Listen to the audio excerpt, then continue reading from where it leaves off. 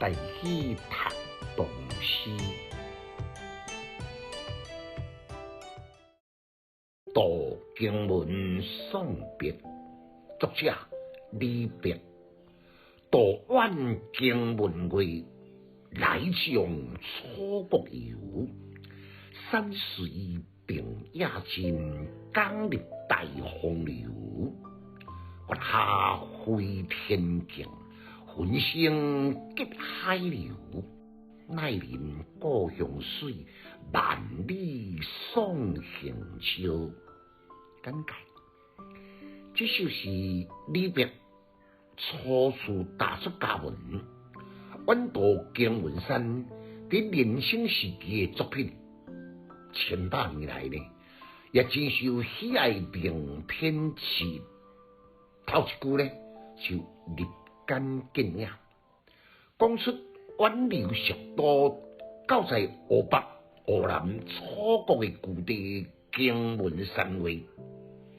32并野尽，江入大洪流。家乡的关山呢，已经渐渐来消失无看咯。这次尊者所看到呢，拢是重江之水喷流而出，使整个视野辽阔无比。诗人的宏伟境界高远，充满喜悦开朗，甲青春蓬勃的豪情。月下飞天镜，浑声结海流。伫经文山一带呢，平原辽阔的天空，甲宁静的江面披曙好阳，水天一色。伫月光璀璨的照亮下呢，明如飞镜，云彩升腾，虚幻变化，形成海市蜃楼。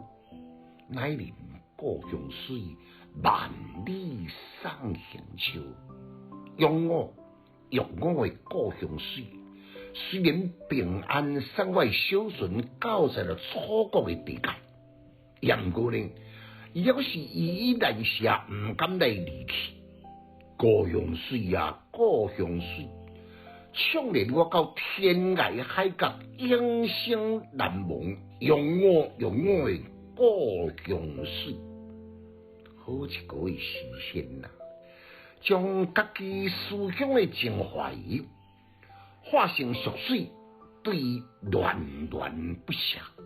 这种言有情、情无穷的妙笔，真是令人赞叹称绝。